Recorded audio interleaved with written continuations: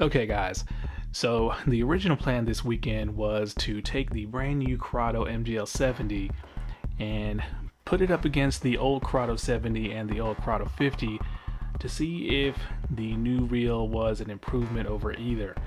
But unfortunately, due to time constraints and heavy raining around here and flooding, I decided I would do something that took less time, but in my opinion a lot more fun, and that is to have yet another round in the fiercest rivalry in bait casting, Shimano's Curado versus Daiwa's Tatula.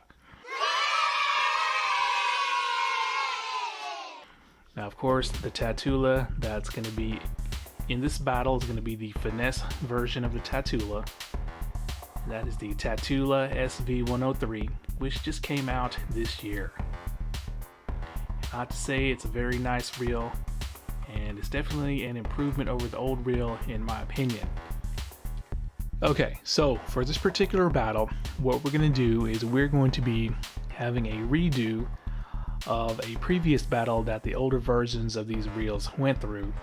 That is the 1/2 ounce casting plug. And the reason I'm doing that is because that is the only battle that the old Tatula SV won over the old Curado 70. And that was kind of surprising because I never considered the old SV reel to be that great of a caster. But when you're casting something that flies through the air like this casting plug, then it'll turn any reel into a long bomber. Now with the older reels, the Tatula SV definitely had a couple of advantages over the Curado 70 in the spool department, because it had a significantly lighter spool as well as a slightly bigger spool. And when you're casting something that will cast as far as this 1/2 ounce plug, the bigger spooled reels tend to have the advantage. Now this time around, the spools are a lot more even. Now with the new Tatula SV, Daiwa has shrunken down the spool diameter to 32 millimeters, same as the Curado MGL 70, and they've also reduced the weight significantly down to 13.1 grams, but Shimano reduced the weight of the MGL 70 even more, and this spool weighs only 12.7 grams. So this time around the weight advantage will go to the Curado, and of course the Tatula SV definitely holds more line, which will add to the weight. Alright guys, what I'm going to do is I'm going to use my traditional 10-pound mono. I'm going to be using the Shimano Convergence medium heavy 6'8" fast action for the rods, and let's see what happens.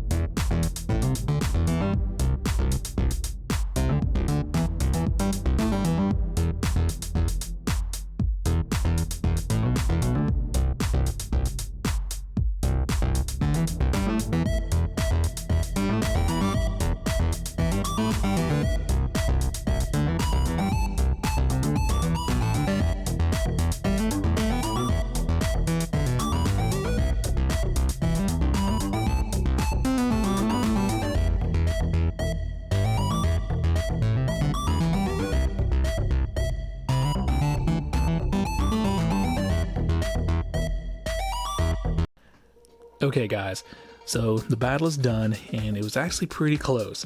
But before we get to these results, let's go over the brake settings for each reel. Now with the Tatula, I of course left the spool tension to like it was out of the box.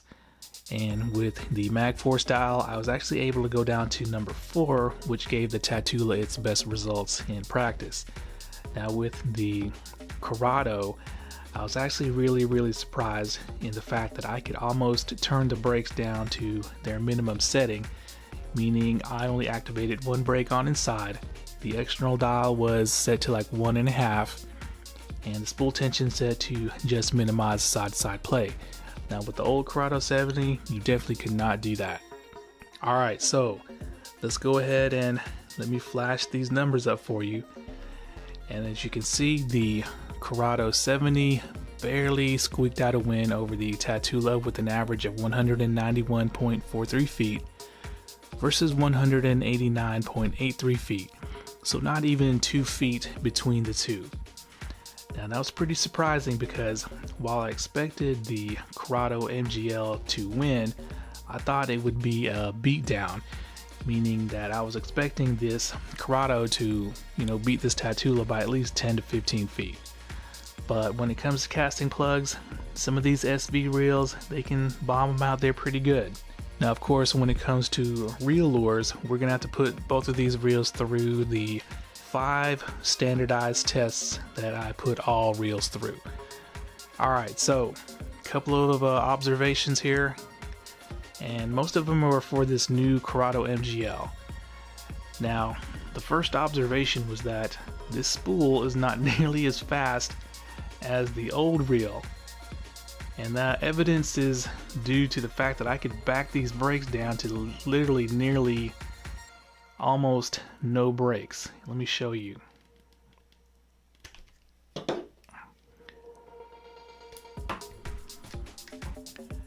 So yeah, that's the only brake that was activated, this one right here. And the external dial, it was set to 1.5, and 1 is the lowest setting.